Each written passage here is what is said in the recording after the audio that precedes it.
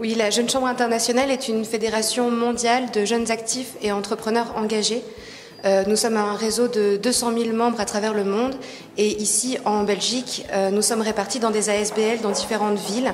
Sur Bruxelles, nous sommes 3 associations, une néerlandophone, une anglophone et une francophone que je représente en tant que présidente aujourd'hui, JCI Bruxelles qui comprend une trentaine de membres et qui organise divers événements pour créer des opportunités pour les jeunes entrepreneurs. Alors, on parle d'opportunités dans quel secteur? Il y a un secteur bien précis ou alors c'est ouvert? En fait, nous développons des activités autour de 4 axes. Le développement personnel par de nombreuses formations, l'international en activant notre réseau de membres à travers le monde, l'individu pour toucher la communauté. Voilà, c'est un peu les grands axes d'activité. Étant une chaîne, on va dire, ethnique et une chaîne plus spécialisée vis-à-vis de cette diaspora africaine, avez-vous des échanges ou avez-vous des difficultés justement à rencontrer des personnes qui pourraient représenter leur communauté? Je crois qu'à la Jeune Chambre, nous sommes vraiment un mouvement ouvert où les cultures se mélangent et les origines aussi. Et c'est même riche de ces échanges-là que nous arrivons à co-construire des projets tous ensemble.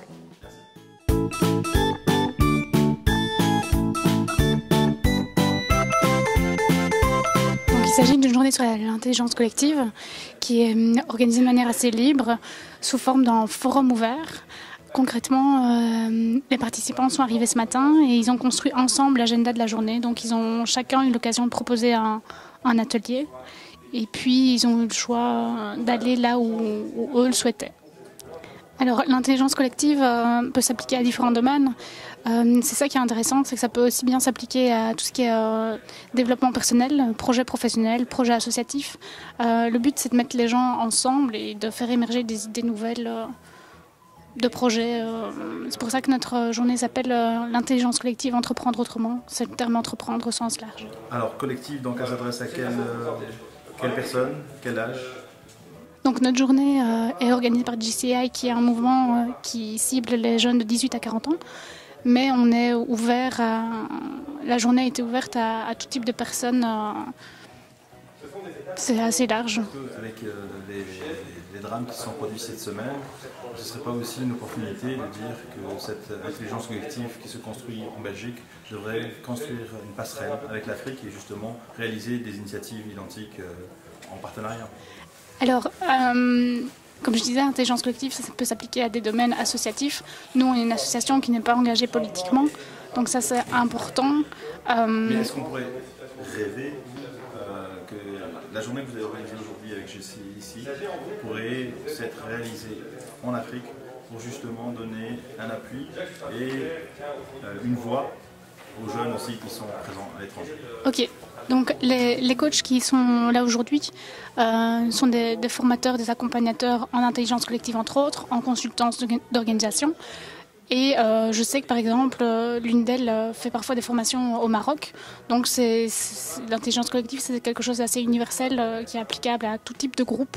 L'objectif est simplement de se mettre ensemble et de trouver une méthode pour faire émerger des idées, que ce soit en Afrique, en Europe ou peu importe. Alors, est-ce qu'il y a un niveau, je veux dire, universitaire essentiel pour pouvoir participer à ces rencontres? Ou alors on accepte aussi les personnes qui sont autodidactes? Et il n'y a pas de niveau de formation prérequis. Avec l'intelligence collective, on part du principe que tout le monde est égal, que tout le monde a des ressources qui sont différentes mais qui sont égales. Donc c'est applicable à tout type de personnes. Un des formateurs me disait qu'il avait fait une formation avec des enfants par exemple. Donc voilà. Alors un message, vous êtes une Européenne. Aujourd'hui on remarque justement dans cette diversité entre hommes et femmes, il y a un certain déséquilibre. Vous êtes une femme, est-ce que vous pensez que ce sont les femmes qui construisent un peu plus cette collectivité ou alors est-ce que les hommes sont tellement occupés par autre chose qu'ils ont oublié leur intelligence? Non, je pense que les femmes ont une autre sensibilité, que c'est ça que ça peut amener et que c'est important que les femmes s'engagent et soient dans tout type de projet collectif. Et je pense que c'est ça qu'une femme peut amener, une sensibilité autre et une attention à la sensibilité, c'est-à-dire que le rationnel ne suffit pas. Pour moi, c'est vraiment deux extrêmes. Ce qui est tout à fait différent entre eux. Je prends l'exemple d'une dame qui disait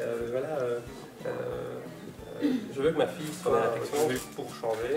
Il y a beaucoup de créativité qui sont derrière. C'est pas j'ai pas une boîte magique qui va dire que tous les changements qui existent dans le monde, voilà comment il faut le faire.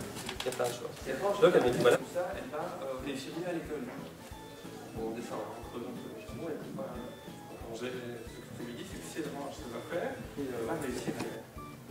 Est-ce que ta fille a envie d'être plus proactive? Si elle est plus proactive, ça va lui réussir dans la vie.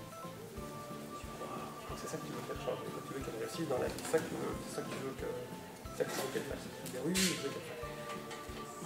Mais elle ne l'exprime pas. Well, Audi has introduced service where Pour l'emploi, c'est beaucoup, c'est ça. Oui, oui.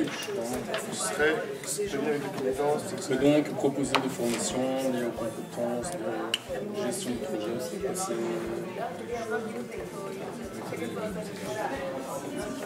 de formation IT. Cet accompagnement.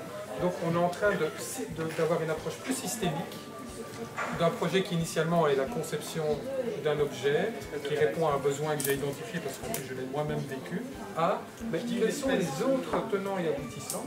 Donc ça peut être une app. Donc qui dit une application dit probablement des développeurs IT. On pourrait imaginer que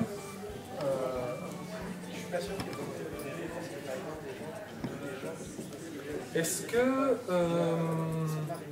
les mutuelles et les compagnies d'assurance ne pourraient pas être intéressées parce que ça peut effectivement, en contribuant à l'amélioration du bien-être des personnes, peuvent être concernées.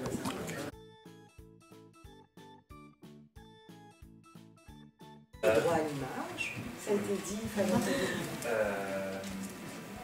en cadre de vitesse, ils se sont dit qu'est-ce qu'on peut faire pour créer des nouveaux métiers avec les mêmes tournées, quoi.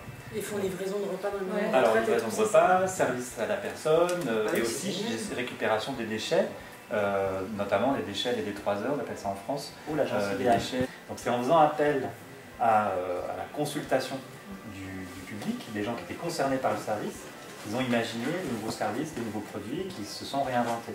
Donc c'est là où il y a l'intelligence collective, c'est là où il y a la possibilité de créer des nouveaux modèles en innovant avec le client. Il y a des plateformes collaboratives qui existent maintenant, comme Eyeka, qui proposent à des marques d'entrer en interaction avec les clients, en leur disant on a telle idée ou telle envie d'innovation sur notre produit ou notre service, aidez-nous. Pas mal changé. Donc la volonté est là. Oui, sans doute.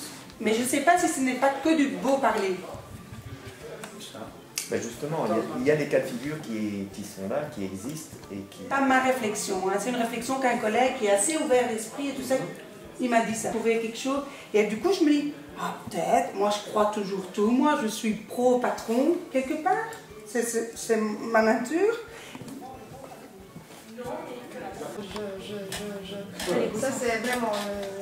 Ok, on va rajouter des règles. On va voir si en fait, en fonction de ce que tu dis, on va rajouter des règles jusqu'au moment où tu te sentiras bien en protection. Parce que ce qui est important dans la mise en place des règles, c'est de se sentir en sécurité, pas se sentir jugé. Et c'est là, je vais continuer la clarté. Est-ce que c'était clair ce que j'ai dit? Je pense que la règle que tu proposes, c'est d'éviter l'usage abusif du pro perso. Collectif attend, c'est évidemment surtout toute l'innovation qui se trouve et toute la créativité qui se trouve à l'intérieur de toi. Si elle n'est utilisée qu'à 20%.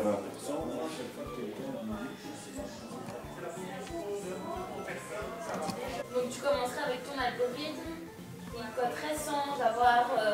C'est le truc le plus cool chez Core, c'est que quand tu vas genre pour des conférences de start-up et machin, t'as soit les mecs business qui trouvent un gap et voilà, ils font leur business comme ça, soit t'as les mecs IT qui ont rien à perdre en faisant une application parce que c'est 10 heures par semaine et si ça marche pas et ça va à la poubelle.